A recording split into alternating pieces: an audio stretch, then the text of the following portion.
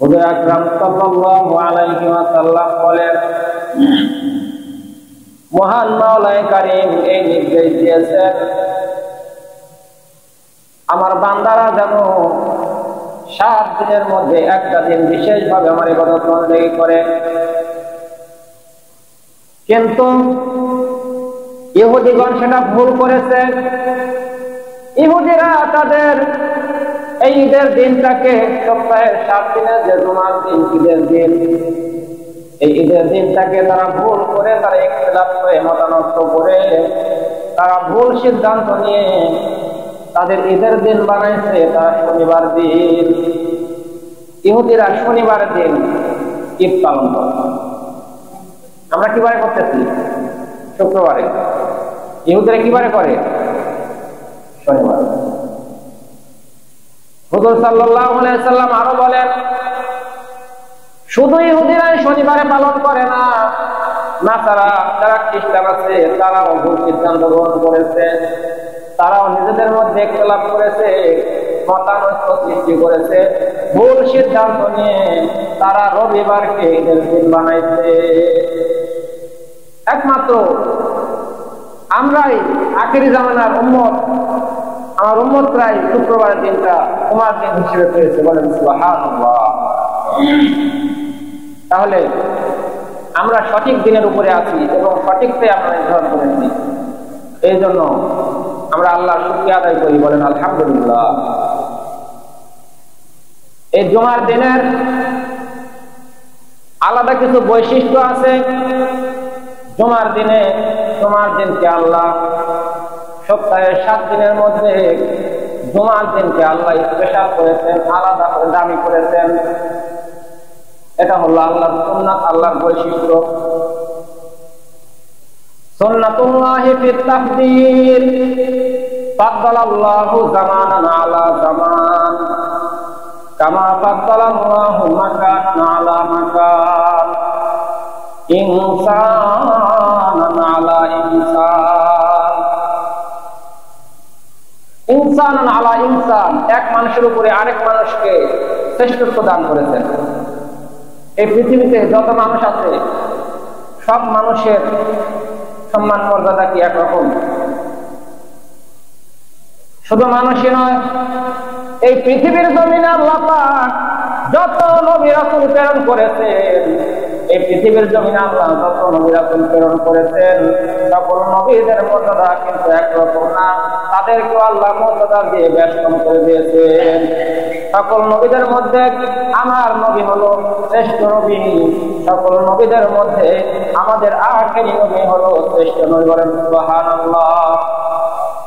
ইনসান আলা ইনসান, আল্লাহ এক মানুষের উপরে আরেক মানুষকে শ্রেষ্ঠত্ব দান করেছেন।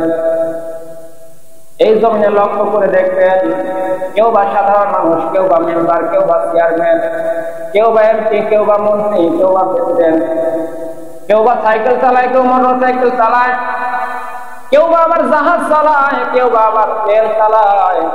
এই পৃথিবীর জমিনে সব মানুষের সম্মান মর্যাদা কিন্তু একরকম না। আপনার পরিবারের দিকে লক্ষ্য করে দেখেন, আল্লাহ কেমন করে সম্মান মর্যাদা আলাদা করে দিয়েছে। একজন বিবির কাছে তার স্বামীর সম্মানটা বেশি করে দিয়েছেন আল্লাহ। একজন বিবির কাছে তার স্বামীকে আল্লাহ পাক সম্মানিত করে দিয়েছেন, শ্রেষ্ঠত্ব দান করেছেন। আবার ওই বিবিকে আল্লাহ শ্রেষ্ঠত্ব দিয়েছেন তার সন্তানদের উপরে। বিবিকেও আল্লাহ শ্রেষ্ঠত্ব দিয়েছেন সন্তানদের উপরে।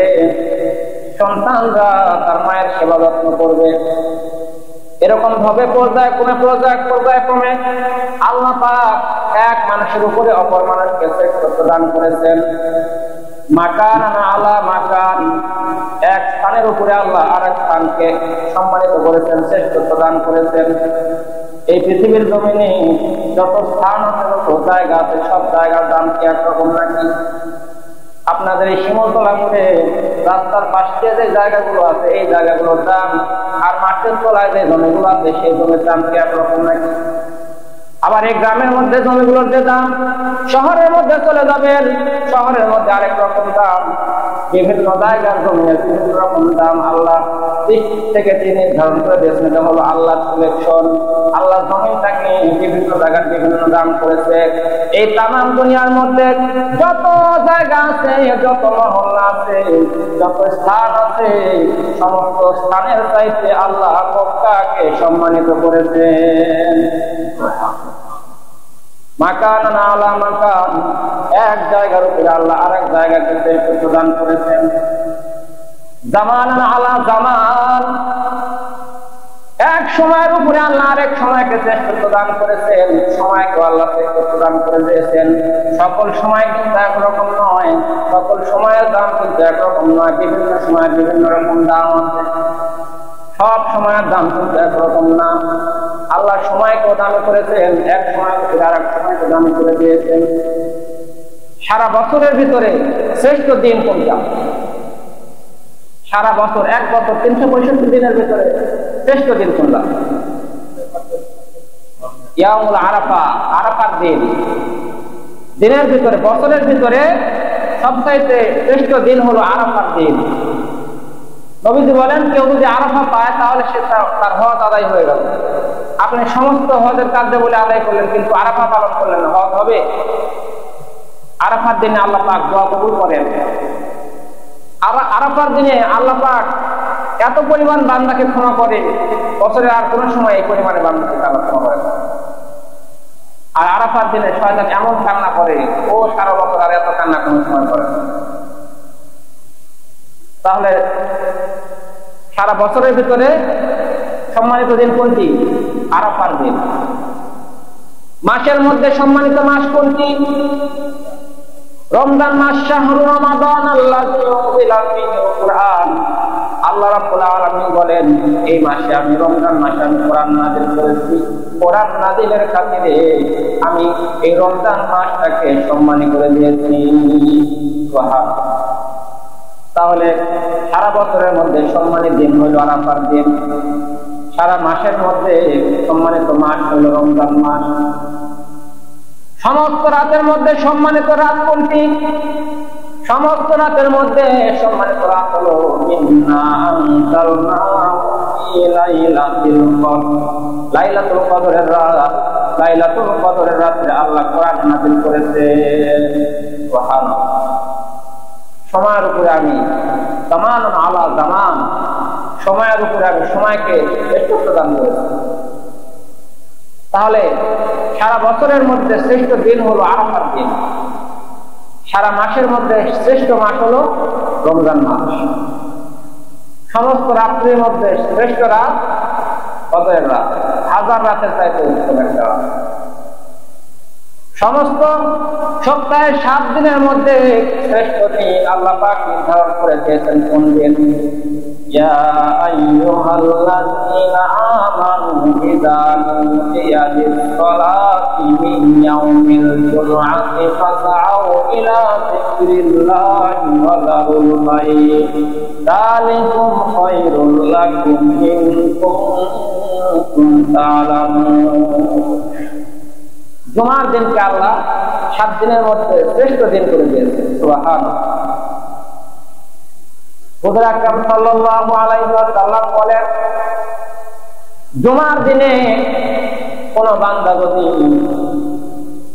তাড়াতাড়ি খুব আগে আগে ওযু গোসল সেরে পবিত্র হয়ে সুন্দর পোশাক পরে সবার আগে মসজিদে যায় এবং চোখ থেকে ইমামের কথা শুনে এবং সঠিকভাবে নামাজ পড়ে বের হয়ে আসে, আল্লাহ রাব্বুল আলামিন তার পূর্বের জুমা থেকে এই জুমা পর্যন্ত সকল সগীরা গুনাহগুলো মাফ করে দিবেন। সুবহানাল্লাহ। এক জুমা থেকে আরেক জুমা, আল জুমআতু ইলাল জুমা, এক জুমা থেকে আরেক জুমা, আর রমাদান ইলা রমাদান, এক রমজান থেকে আরেক রমজান, আল উমরাতু ইলাল উমরা, এক উমরা থেকে আরেক উমরা। এক উমরা পালন করেছেন, আরেক উমরা পালন করতে যাবেন, এই দুই উমরার মাঝখানে রক্তের গুনাহ আল্লাহ মাফ করে দিবেন। সুবহানাল্লাহ। এক রমজান থেকে আরেক রমজান পর্যন্ত রক্তের গুনাহ করবেন, মাফ করে দিবেন কে? আল্লাহ পাক রব্বুল আলামিন। বলেন সুবহানাল্লাহ। এরকম এক জুমা থেকে আরেক জুমা পর্যন্ত যত সগীরা গুনাহ থাকবে আল্লাহ পাক অটোমেটিক মাফ করে দিবেন। আপনি পায়ে হেঁটে আসবেন, প্রতি কদমে কদমে সওয়াব দান করেন আল্লাহ। কিন্তু এই জুমার মর্যাদা, সম্মান, গুরুত্ব তো আমাদের কাছে নাই। আমরা আসি সবার শেষে আর বের হয়ে যায় সবার আগে, ঠিক কিনা? আবার খুতবা চলাকালীন সময় কথাবার্তাও বলি। আবার অনেকে খুতবা চলাকালীন সময় বাইরে রোডে দাঁড়ায় ওঠে। জুমার ফায়দা কি আপনি পাবেন? আপনি যদি এই হাদিসের শর্ত না পূরণ করেন তাহলে জুমার সব থেকে আপনি মাহরুম হয়ে যাবেন। এই চুপ থাক, এখন কথা বলতেছে, আপনি বললেন যে চুপ থাক, এটাও বলা যাবে। তাকে কাউকে চুপ থাকতেও বলা যাবে, এটাও নিষিদ্ধ। হুজুর আকরাম সাল্লাল্লাহু আলাইহি ওয়াসাল্লাম আর বলেন, জুমার দিনে আল্লাহ রাব্বুল আলামিনের দুইজন ফেরেশতা এসে তোমার মসজিদের গেটের সামনে দাঁড়িয়ে যায়। দাঁড়ানোর পরে জান্নাতে একটা রেজিস্টার খাতার মধ্যে তার নাম লিখতে থাকে। সর্বপ্রথম যে বান্দা আসবে সেই বান্দার নামে আল্লাহ রাব্বুল আলামিন একটি উট কুরবানির সওয়াব দিয়ে দিবে। সুবহানাল্লাহ। 2 নম্বরে যে ব্যক্তি আসবে তার নম্বরে হলো বাকারা, গরু। 2 নম্বরে যে আসবে তার নামে একটি গরু কুরবানির সওয়াব দিয়ে দিবে। 3 নম্বরে যে ব্যক্তি আসবে তার নামে একটি ছাগল। 4 নম্বরে যে ব্যক্তি আসবে তার নামে দেবে একটি মুরগি। এরপরে 5 নাম্বার এর নামে দেবে ডিম। দেওয়ার পর্ব শেষ। তাহলে এরপরেও তারা লিখতেই থাকবে, খাতায় নাম লিখতেই থাকবে। যে পরিমাণে ইমাম খুতবা না শুরু করবে এই পরিমাণে তারা লিখতেই থাকবে। ইমাম খুতবা শুরু করলে তারা লেখা বন্ধ করে তারাও আপনাদের সঙ্গে বসে খুতবা শুনবে। বলেন সুবহানাল্লাহ। এখন বলেন যে আমরা উট কুরবানির সওয়াব কয়দিন পাইছি? গরু কুরবানির সওয়াব কয়দিন নিতে পারছি? এগুলো করা যাবে না ভাই। আমাদের এগুলোকে মূল্যায়ন করতে হবে। আল্লাহ আমাদেরকে ভালোবাসলেন, আমাদেরকে আখিরি জামানার উম্মত বানাইলেন, আমাদেরকে তিনি মুসলমানদের ঘরে জন্ম দিলেন, বিশেষ বিশেষ দিন দিলেন, রাত দিলেন, দিয়ে আল্লাহ আমাদেরকে সম্মানিত করতেছেন। অথচ আমরা এগুলো থেকে গাফেল। এত সুযোগ পাওয়ার পরেও যদি আমরা জান্নাত কামাই করতে না পারি, সওয়াব হাসিল করতে না পারি, তাহলে আমাদের দুর্ভাগ্য হতভাগা আর কে আছে? আসবেন তো জুমার দিনে? তাড়াতাড়ি আসবেন। জুমার দিনে তাড়াতাড়ি আসতে হবে। এখান থেকে অনেক কিছু শিকার আছে, অনেক কিছু হাসিল করার আছে। আমরা যদি জুমার দিনে আগে আগে আসি তাহলে এটা হলো আমাদের গরিবের হলো ঈদের দিন। ঈদের দিন ইয়াউমুল জুমআ হলো ইয়াউমুল ঈদ। এই কারণে অনেকেই দেখা যায় নামাজ শেষ হয়ে গেলে সুন্নত পরে কি পড়ে না, চিন্নি নিয়ে পারাপারি মারামারি, কথা বলা, হই হল্লো, নগর নগর কটমট শুরু হয়ে যায়। আর একজনের নামাজে যদি ব্যাঘাত ঘটে তাহলে আপনার আরো বিপদ না? বিপদ। মুসলমানদের সুযোগ আল্লাহ যেমন দিয়েছে, বিপদের তেমন দিয়েছে। কি বিপদ দিয়েছে? কোন বান্দা যদি ইচ্ছাকৃত হবে জুমার নামাজ কাজা করে, ইচ্ছাকৃত হবে যদি কেউ জুমার নামাজ কাজা করে, 3 জুমা কাজা করে, আল্লাহ পাক রব্বুল আলামিন ওই বান্দার অন্তরের মধ্যে মোহর মারিয়া দিবে। মোহর মারিয়া দিবে। অন্তরের মধ্যে মোহর মারিয়া দিলে কি হবে? ভালো কাজগুলো আর ভালো লাগবে না, নামাজ পড়তে ভালো লাগবে না, আযান শুনতে ভালো লাগবে না, মুসলমানদের পক্ষে কথা বলতে ভালো লাগবে না, খারাপ কাজগুলো তোমার ভালো লাগবে। শয়তান আস্তে আস্তে তোমাকে জাহান্নামে ঢুকে নিয়ে চলে যাবে। নাউযুবিল্লাহ। আল্লাহ আমাদেরকে থেকে রক্ষা করুন। যদি ইচ্ছাকৃত হবে 3 জুমা কাজা করেন, আল্লাহ আপনাকে অন্তরের মধ্যে মোহর নিয়ে দেবে। এরকম মানুষের গ্রামের মধ্যে মনে হয় নাই। ইচ্ছাকৃত হবে জুমার নামাজ কাজা করে, এরকম মানুষ মনে হয় গ্রামের মধ্যে নাই। কোন গ্রাম? আমাদের গ্রামে আছে। শুধু এটাই না, আরেকটা শাস্তি আছে, মোহর মেরে দিবেন। এটা হলো 1 নাম্বার পানিশমেন্ট, 1 নাম্বার শাস্তি। 2 নাম্বার শাস্তি হলো তোমার নামটা মুমিন বান্দার খাতা থেকে কেটে মুনাফিকের খাতায় লিখে দিবে। মুনাফিকের খাতায় লিখে দিলে কি হবে জানো? ইন্নাল মুনাফিকিনা ফিল দারকিল আসফালি মিনান নার। আল্লাহ বলেন মুনাফিকরা থাকবে জাহান্নামের নির্বাস করে। তুমি মুনাফিক হওয়ার পরেও যদি জান্নাত পাও তাহলে তো আল্লাহর ওয়াদা নষ্ট হয়ে যাবে, আল্লাহর ওয়াদা ঠিক থাকবে না। ও মুসলমান, মুনাফিকের খাতায় যদি তোমার নাম পড়ে যায়, সুপারিশ করলেও আর কাজ হবে না, কান্নাকাটি করলেও আর কাজ হবে না। যত ইবাদত বন্দেগী করো সব ইবাদত তোমার বিফল হয়ে যাবে। ইচ্ছাকৃত হবে নামাজ কাজা করবেন, আল্লাহ মুনাফিকের খাতায় আপনার নাম লিখবেন। আর যদি কেউ অস্বীকার করে, একদম কাজা করতে শুধু ইচ্ছাকৃত হবে, তার 2টা শাস্তি।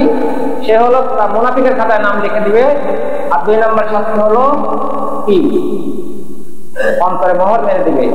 আর যদি কেউ অস্বীকার করে, ধর কিসের নামাজ, নামাজ পড়ে কে বড় লোক, নামাজ পড়ে কি হবে, এই ধরনের বাক্য করে, এই অস্বীকারী কাফের হয়ে যাবে। কাফেররা মনে হয় জান্নাতে যাবে নাকি? তখন কোনো হিসাবে হবে না। কাফেরদের জন্য হিসাব হবে মুসলমানদের জন্য। যাদের ইবাদতের মধ্যে ত্রুটি আছে তাদের জন্য হিসাব হবে। যাদের নেকি এবং গুনাহ কোথায় করেছে তাদের জন্য হিসাব হবে। কিছুই করা নাই। আমাদের গ্রামে কিছু মানুষ আছে, আমার দাদা সময় খুব একটা কথা বলতো যে যারা নামাজ পড়ে ওদেরকে কবরে নিয়ে যাবো, যারা পূজা করে ওদেরকে শ্মশানে নিয়ে যাবো, তারা নামাজও করে না পূজাও করে না, ওদেরকে কোথায় নিয়ে যাবো? বড় আফসোসের কথা। এই জন্য মৃত্যু কিন্তু আমাদের পিছনে পথ পেতে দাঁড়িয়ে আছে, বাঘের মতো। বাঘ যেমন শিকারি করার জন্য দাঁড়িয়ে থাকে, কেমন ভাবে তাকে কখন মেরে নিয়ে চলে যাবে ভাই। এই একে অপরের পিছনে লেগে থাকা, ও এই করলো, ও সেই করলো, আমার এই করা লাগবে, ওই করা লাগবে, এসব কিছুই থাকবে না। চোখেরই পলকে তুমি হয়ে যাবে লাশ, চিরতরে বন্ধ হবে তোমার নিঃশ্বাস।